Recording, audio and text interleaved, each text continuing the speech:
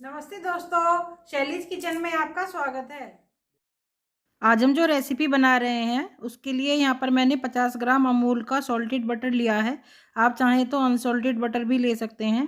हम सबसे पहले इसे विस्क करेंगे ताकि जो हम रेसिपी बना रहे हैं वो अच्छी बनकर तैयार हो। आप चाहें तो इसे हैंड विस्कर से भी विस्क कर सकते हैं, इससे टाइम थोड़ा ज़्यादा लगेगा।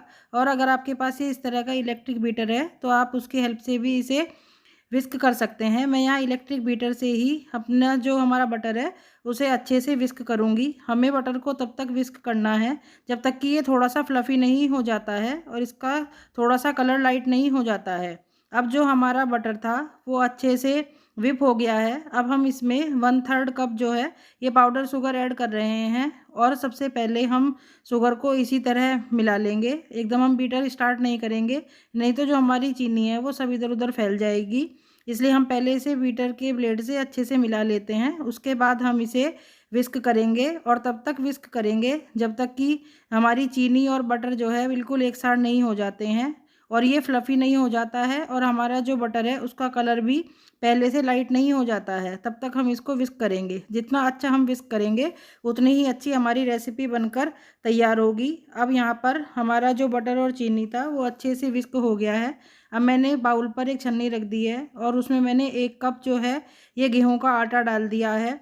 और 2 टेबल स्पून हम यहाँ पर कोको पाउडर ऐड करेंगे। अगर आप चाहें तो कोको पाउडर की क्वांटिटी को थोड़ा सा कम या ज़्यादा कर सकते हैं, लेकिन 2 टेबल स्पून बिल्कुल सफिशिएंट है।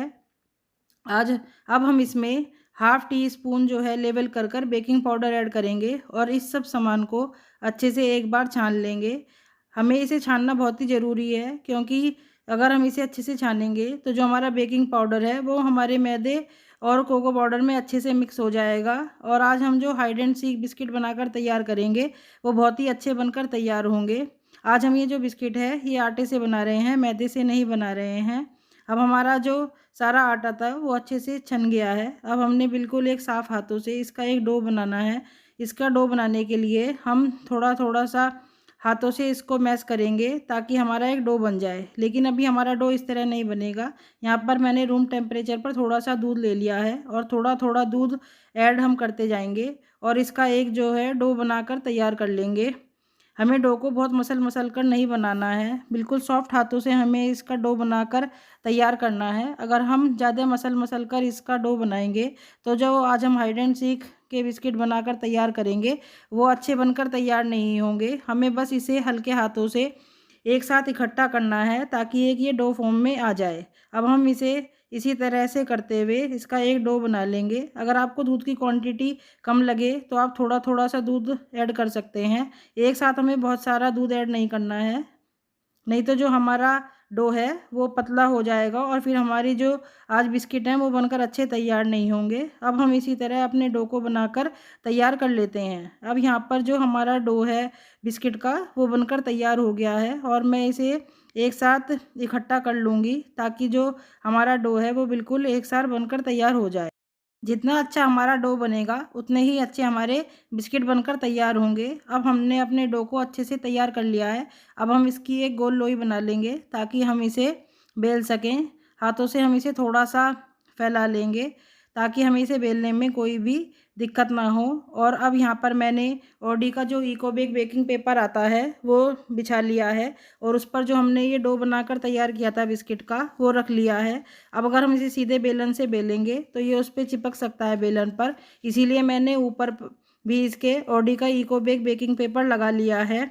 ये बिल्कुल हैसल फ्री है, इजी टू यूज है, रीयूजेबल है। आप इसे बार बार धोकर यूज कर सकते हैं, 4-5 बार ही आराम से चल जाता है। अब हम इसे बेलन से अच्छे से बेल लेंगे जितना बड़ा हमें इसे फैलाना है। अब हमने इसे अच्छे से बेलन से बेल लिया है और अब हमारे को इसको थोड़ी देर के लिए फ्रिज में रखना है। अब हम इसे थोड़ी देर के लिए फ्रिज में रख देते हैं ताकि हमारा जो डो है वो थोड़ा सा सेट हो जाए।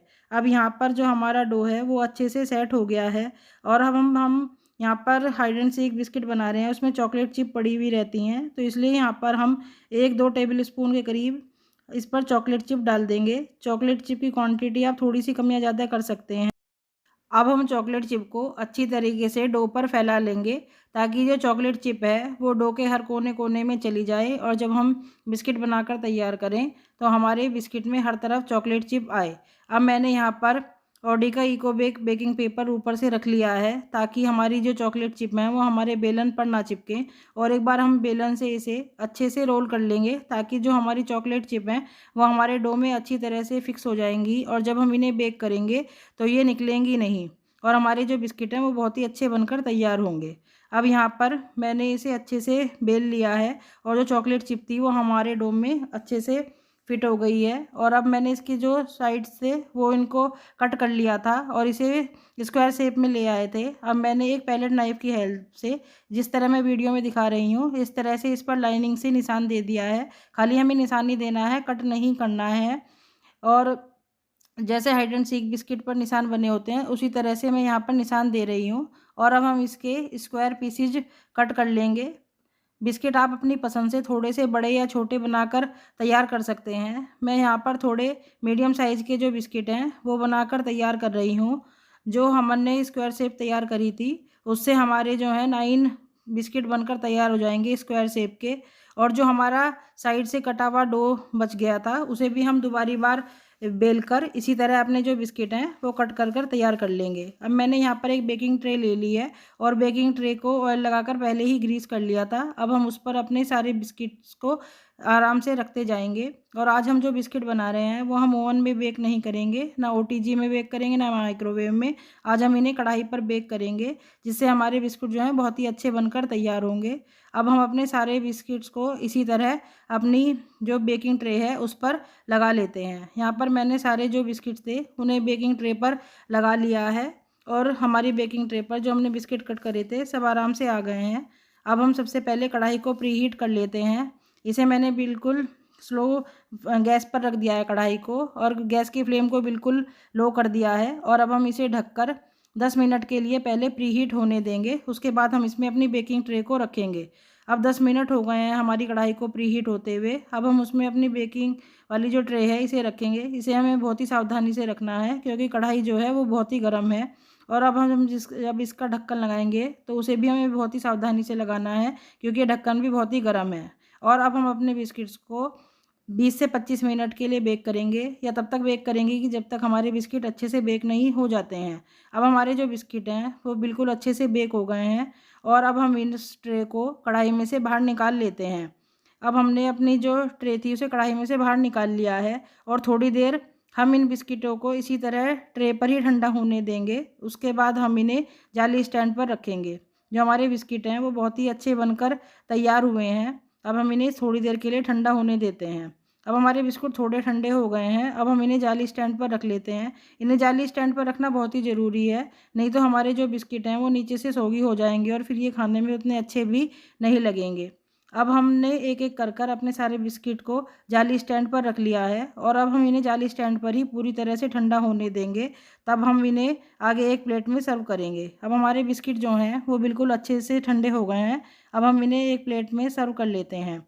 हमारे हाइड एंड सीक जो बिस्किट हैं वो बहुत ही अच्छे बनकर तैयार हुए हैं और ये बिल्कुल हेल्दी हैं क्योंकि हमने आज इन्हें मैदे से नहीं बनाया है, आटे से बनाया है। और जब भी आपके बच्चों को बिस्किट खाने का मन करे तो आप उन्हें ये बिस्किट बनाकर दे सकते हैं। ये बच्चों के लिए भी सेफ़ हैं क्योंकि हमने इसमें आज आटे का यूज किया है। और कुछ जो हमारे बिस्किट बचे थे उन्हें मैंने माइक्रोवेव में बेक कर लिया था। ये देखिए हमारे कितने अच्छे बिस्किट बने हैं। अब मैं आपको एक बिस्किट तोड़कर दिखाती हूँ कि हमारे जो बिस्किट हैं वो कैसे बने हैं। ये देखिए कितने अच्छे हमारे बिस्किट बन गए हैं। अगर आपको इन्हें माइक्रोवेव में बेक करना है तो आप इन्हें 180 डिग्री सेंटीग्रेड पर 12 से 15 मिनट के लिए बेक कर सकते हैं। लीजिए तैयार है हाइड एंड सीक बिस्किट। आप मेरी रेसिपी को ज़रूर ट्राई करें और मुझे कमेंट करके बताइए कि आपको मेरी रेसिपी कैसी लगी। अगर आपको मेरी रेसिपी पसंद आई हो तो इस वीडियो को लाइक करें, ज़्यादा से ज़्यादा शेयर करें और मेरे चैनल पर नए हैं तो मेरे चैनल को सब्सक्राइब करना बिल्कुल भी ना भूलें। Thank you.